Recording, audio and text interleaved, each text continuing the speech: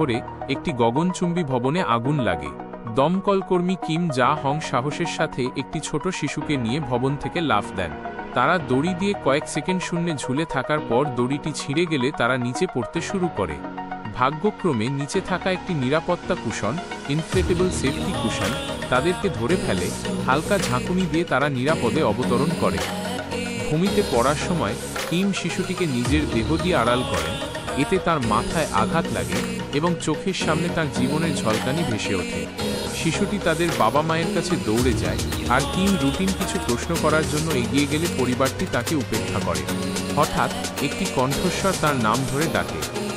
ঘুরে দাঁড়িয়ে কিম পরকালের দুই অভিভাবক হেওনোমা এবং ডিওক চুনকে দেখতে পান। তারা তাকে জানান যে উদ্ধার করার সময় তিনি মারা গেছেন। যখন কিম দেখেন যে তার সহকর্মী দমকল কর্মীরা তার দেহের উপর শোক প্রকাশ করছেন, তখন তিনি অবশেষে সত্যটি উপলব্ধি করেন। অভিভাবকেরা ব্যাখ্যা করেন যে তাকে ৪৯ দিনের মধ্যে পরলোকে ৭টি বিচারের সম্মুখীন হতে হবে এবং সবগুলিতে উত্তীর্ণ হতে পারলে তিনি পুনর্জন্ম লাভের অনুমতি পাবেন। কিমকে বলা হয় যে তিনি একটি প্যারাগন সোল, মহৎ গুণের অধিকারী এক আত্মা, যা অত্যন্ত বিরল। নিজের বাক ও শ্রবণ প্রতিবন্ধী মায়ের কথা ভেবে কিম তার মৃত্যু মেনে নিতে অস্বীকার করেন, কিন্তু একটি পোর্টাল খুলে তার আত্মাকে পরলোকে টেনে নেয়। পরকালের পথে কিমের অন্ত্যেষ্টিক্রিয়ায় অন্য একজন অভিভাবক গ্যাং রিম উপস্থিত হন। তিনি দলের নেতা এবং গত ১ শতাব্দীতে ৪৭টি আত্মাকে সফলভাবে পুনর্জন্ম দিয়েছেন। কিমের মা তার ছেলের প্রতিকৃতির দিকে শূন্য দৃষ্টিতে তাকিয়ে থাকেন, আর তার ছোট ভাই সু হং মাকে সরিয়ে নেওয়ার চেষ্টা করেন। পরলোকে গ্যাং রিম কিমকে যমরাজ এর মূর্তি দেখান, যিনি পাতাল লোকের রাজা এবং আত্মাদের চূড়ান্ত বিচারক। কিমের কেস ফাইল যাচাই করা হলে যমরাজ নিশ্চিত করেন যে কিম জা হং সত্যিই একজন প্যারাগন। এমন স্বীকৃতি ১৯ বছরে ঘটে। অন্যদের জীবন বাঁচানোর জন্য কিমের মৃত্যু হওয়ায় তার পুনর্জন্মের সম্ভাবনা খুব বেশি, কিন্তু প্রথমে তাকে ৭টি নরক পেরোতে হবে, যেখানে প্রতিটি নরকে ভিন্ন ভিন্ন পাপের বিচার করা হবে। হত্যার নরক এবং আলস্যের নরক। দলটি একটি সেতু পার হওয়ার সময় কিম আতঙ্কিত হয়ে ওঠেন। তিনি হত্যার নরকের জ্বলন্ত আগ্নেয়গিরিটি চিনতে পারেন। এখানে আত্মারা তাদের ঘটানো মৃত্যুর জন্য শাস্তি পায়, এমনকি তা পরোক্ষভাবে ঘটলেও। প্রসিকিউটররা কিমকে অভিযুক্ত করেন যে তিনি ইতস্তত করায় তার এক সহকর্মী দমকল কর্মীকে মারা যেতে হয়েছে।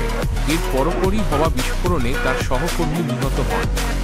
সাধারণত এই অপরাধের শাস্তি ৫০ বছরের কারাদণ্ড, কিন্তু কিম একজন প্যারাগন হওয়ায় মাত্র ৫ বছর বিবেচনা করা হয়। গ্যাং রিম তার সহকর্মীর শেষ কথা তুলে ধরে কিমের পক্ষে সওয়াল করেন। সেই সহকর্মী কিমকে প্রথমে আটকে পড়া বেসামরিক নাগরিকদের উদ্ধার করতে বলেছিলেন। কিম সেই দিন ৮ জনকে বাঁচিয়ে একজন নায়ক হয়েছিলেন। এই রাজ্যের দেবতা কিমকে নির্দোষ ঘোষণা করেন। এরপর তারা নৌকাযোগে একটি বিশাল জলপ্রপাতের কাছে অবস্থিত আলস্যের নরকে যাত্রা করে। বিচারের আগে হেওনমাক কিমকে আলস্যের দেবী র সাথে তর্ক না করতে সতর্ক করেন। বিচারের সময় কিমের জীবন দেখানো হয়, যেখানে তিনি ক্রমাগত কঠোর পরিশ্রম করছেন, পশুদের বাঁচানো, জিনিসপত্র মেরামত করা, অন্যদের সাহায্য করা। দেবী মুগ্ধ হয়ে জিজ্ঞেস করেন কিসে তাকে অনুপ্রাণিত করেছে। কিম নির্বুদ্ধিতার সাথে রসিকতা করে বলেন, টাকা। দেবী হতাশ হয়ে তাকে জলপ্রপাত থেকে ফেলে দেওয়ার জন্য একটি ফাঁদ সক্রিয় করেন। গ্যাং রিম যুক্তি দেন যে কিম লোভের জন্য নয়, বরং তার অসুস্থ মায়ের চিকিৎসার খরচ এবং ভাইয়ের পড়াশোনার খরচ জোগাতে অক্লান্ত পরিশ্রম করেছেন। তার এই নিঃস্বার্থতা উপলব্ধি করে দেবী তাকে নির্দোষ ঘোষণা করেন। মিথ্যার নরক ও গ্যাং রিমের তদন্ত। দলটি মিথ্যার নরকের প্রতীক ব্লেড পাতাযুক্ত গাছের একটি জঙ্গলে প্রবেশ করে। যে কেউ গাছ স্পর্শ করলে কেটে যায় এবং আটকে পড়ে। কিমকে বাধ্যতা শেখানোর জন্য গ্যাং রিম ইচ্ছা করে তাকে একটি গাছের মধ্যে ধাক্কা দেয়। তাকে মুক্ত করার পর গ্যাং রিম ব্যাখ্যা করেন যে সবকিছু ঠিকঠাক চললে পুনর্জন্মের আগে কিম হয়তো তার মায়ের স্বপ্নে এসে বিদায় জানাতে পারবে।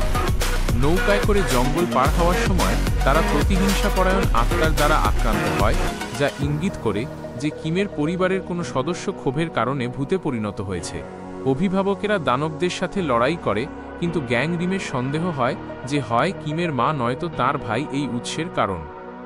গ্যাং রিমের তদন্ত। গ্যাং রিম মর্তলোকে যান এবং কিমের পরিবারের সাথে দেখা করেন। তিনি জানতে পারেন যে সু হং এবং তাদের মা কিমের জিনিসপত্র পেয়েছেন, যার মধ্যে একটি পুরনো গাছও রয়েছে। গ্যাং রিম এটি স্পর্শ করলে এমন স্মৃতি দেখতে পান যেখানে সু হং রাগান্বিত কারণ কিম তাদের মায়ের কষ্টের কারণ হয়েছে। আরও চমকপ্রদভাবে মা গ্যাং রিমকে দেখতে পান, অর্থাৎ তিনি মৃত্যুর খুব কাছাকাছি। গ্যাং রিম পরে জানতে পারেন যে প্রতিহিংসা পরায়ণ আত্মাটি স্বয়ং সু হং, যিনি অপ্রত্যাশিতভাবে মারা গেছেন এবং এখন মর্ত্যলোকে হানা দিচ্ছেন। মিথ্যার বিচার। এদিকে কিমের বিচার চলতে থাকে। প্রসিকিউটররা তাকে মিথ্যা বলার জন্য অভিযুক্ত করেন, কারণ তিনি যে লোকটিকে বাঁচাতে পারেননি তার মেয়ের কাছে ৯৮টি জাল চিঠি লিখেছিলেন, নিজেকে তার বাবা হিসেবে পরিচয় দিয়ে। মেয়েটি যখন সত্য জানতে পারে তখন সে ভীষণ ভেঙে পড়েছিল। মিথ্যার দেবী কিমকে লতাজাল দিয়ে পেঁচিয়ে তার জিভ কেটে ফেলার হুমকি দেন। টেলিপ্যাথির মাধ্যমে গ্যাং রিম কিমকে সাহায্য করেন, এই বলে যে কিম তার মায়ের কাছেও জাল চিঠি লিখেছিলেন। তাতে লিখেছিলেন যে তিনি একটি সুখী, সফল জীবন যাপন করছেন এবং তার একটি পরিবার আছে, যাতে তার মা আশা না হারান। সেই চিঠিগুলি তার মাকে তার অসুস্থতার বিরুদ্ধে লড়াই করার শক্তি দিয়েছিল। চিঠিগুলি সহকর্মীর মেয়েটিকেও সাহসের সাথে বড় হতে সাহায্য করেছিল, কারণ সে অনুভব করেছিল তার বাবার আত্মা তাকে রক্ষা করছে। দেবী উপলব্ধি করেন যে কিমের মিথ্যাগুলি ছলনা নয়, বরং দয়ার কাজ ছিল। তিনি তাকে আবারও নির্দোষ ঘোষণা করেন। বিচার চলতে থাকলে গ্যাং রিমকে দুই জগতের শান্তি ফিরিয়ে আনার জন্য সু